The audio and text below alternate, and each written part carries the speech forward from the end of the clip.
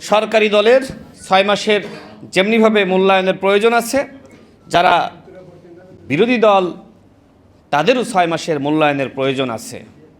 একা কখনো কিছু করা যায় না, উভয়কেই করতে হয়। সংসার যেমন একজনের দ্বারা চলে না, সংসার চালাতে স্বামী এবং স্ত্রী উভয়ের অবদান থাকতে হয়।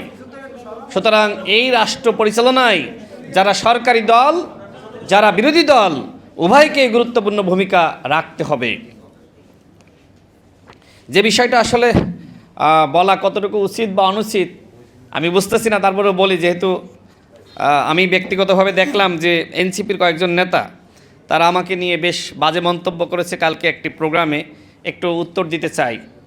দেখেন, এনসিপির একজন ছাগল চোর পাটোয়ারি আছে না, আছে কি না বলেন তো? এখন বিএনপির নেতাকর্মীদের নিয়ে তারা নানান ধরনের মন্তব্য করে। এনসিপির একজন মুখপাত্র নাসিরউদ্দিন পাটোয়ারি, সে তো অন্তর্বর্তীকালীন সরকারের আইন উপদেষ্টা জনাব আসিফ নজরুল স্যারের মেয়ের ছাগল চুরি করেছিল। এটা কি মিথ্যা? দেখেন নাই গণমাধ্যমে? এই ছাগল চোর পাটোয়ারি এখন বড় বড় কথা বলছে। এর আগে আমরা শুনেছি যে সে যে সময় ছাত্র ফেডারেশনের রাজনীতি করত আমাদের জুনায়েদ সাকিব ভাইয়ের সাথে, সেই সময় অপকর্মের দায়ে ছাত্র ফেডারেশন থেকে বহিষ্কৃত হয়েছিল। এরপরে এবি পার্টি করেছিল, এখন করছে এনসিপি। এনসিপি নতুন রাজনীতির কথা বলছে।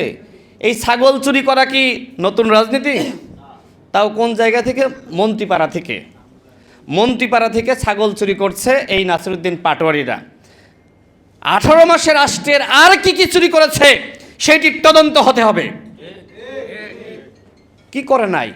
সার্জিস আলম বলে নাই যে আমরা 18 মাসকে মিস করব, কারণ ওই সময় উপদেষ্টাদের বেডরুমে ঢুকে গিয়েছি, সচিবের রুমে ঢুকে গিয়েছি, কেউ বাধা দিতে পারে না। এতটা ক্ষমতা তারা অপব্যবহার করেছে। আর এই কারণে বিএনপি সরকার যেহেতু স্বচ্ছতা এবং জবাবদিহিতা প্রতিষ্ঠা করতে চায়, তাদের ভাল লাগছে না। এখন তো সচিবালয়ে গিয়ে, সচিবের রুমে গিয়ে সচিবের সাথে বেয়াদবি করতে পারে না। এখন তো সমন্বয়ক পরিচয়ে চাঁদাবাজি করতে পারে না। আওয়ামী লীগের এমপির বাসায় সমন্বয়ক পরিচয়ে চাঁদাবাজি করে নাই। হান্নান মাসুদরা কি থানা থেকে চাঁদাবাজদেরকে ছাড়িয়ে আনে নাই?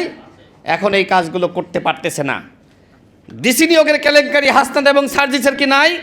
যুগান্তর সহ অসংখ্য গণমাধ্যমে প্রকাশিত হয়েছে না? এখন এইগুলো পারতেছে না। ডিসি ইউনো নিয়োগ দিতে পারতেছে না, এই জন্য মাথা সব খারাপ হয়ে গেছে, আওলাই গেছে। আর সেই মাথা আওলাই গিয়ে দেখলাম যে গতকাল আরেকজন এনসিপির নেতা সারোয়ার তুষার, সে আমাকে বলেছে যে কেরানি হওয়ার যোগ্য না, সে হয়েছে মাননীয় প্রধানমন্ত্রীর সচিব। এই সারোয়ার তুষার, সে সিলেট বিজ্ঞান ও প্রযুক্তি বিশ্ববিদ্যালয়ে ভর্তি হয়েছিল, পড়াশোনা শেষ করতে পারে নাই। নারী কেলেঙ্কারির দায়ে বিশ্ববিদ্যালয় থেকে বহিষ্কৃত হয়েছে, ড্রপ আউট। সেই ড্রপ আউট সারোয়ার তুষার আমাকে নিয়ে প্রশ্ন তোলে। আমি পড়াশোনা করেছি ঢাকা বিশ্ববিদ্যালয় থেকে। ঢাকা বিশ্ববিদ্যালয় সম্পর্কে আমার আর বলার কিছু নাই। এবং ঢাকা বিশ্ববিদ্যালয়ে যে ফ্যাকাল্টিকে গোল্ডেন ফ্যাকাল্টি বলা হয়, সেই ফ্যাকাল্টি থেকে আমি পড়াশোনা করেছি। আমি বিবিএ শেষ করেছি। আর এমবিএ যে সময় আমি ফাইনাল পরীক্ষা দিব, ওই সময় আমার সামনে 2টা অপশন ছিল: কোটা সংস্কার আন্দোলনের নেতৃত্ব দেওয়া অথবা এমবিএ ফাইনাল সেমিস্টারের পরীক্ষা দেওয়া। আমি যেহেতু ওই আন্দোলনের নেতৃত্বের জায়গায় ছিলাম, আমি সেই আন্দোলনের নেতৃত্ব দিয়েছি, সফল হয়েছি। এবং আন্দোলন সফল করতে গিয়ে আমি 15 দিন রিমান্ডের নির্যাতনের শিকার হয়েছি। অতিরিক্ত আরও 3 দিন আমি পুলিশের হেফাজতে নির্যাতনের শিকার হয়েছি।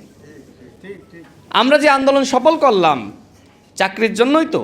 আমার প্রশ্ন হলো, এই সারোয়ার তুষাররা কেন চাকরির পরীক্ষা দিল না? আমি তো পরবর্তীতে, যেহেতু আমার নামে মামলা ছিল শেখ হাসিনাকে কটূক্তি করার মামলা, হাসিনার জামানায় তো আমার চাকরি পাওয়ার কোনো সুযোগ ছিল না, ছিল। কিন্তু এই তুষাররা, তারা কি রাজপথে ছিল? তারা তো চাকরির পরীক্ষা দিতে পারত। অদুঃখিত, পরীক্ষা কিভাবে দেবে? যার সার্টিফিকেট নাই কেরানির পরীক্ষায় পাশ করার, পরীক্ষা দেওয়ার, সে কিভাবে পরীক্ষা দিবে? আজকে যারা অযোগ্য, এরা এনসিপি করতেছে।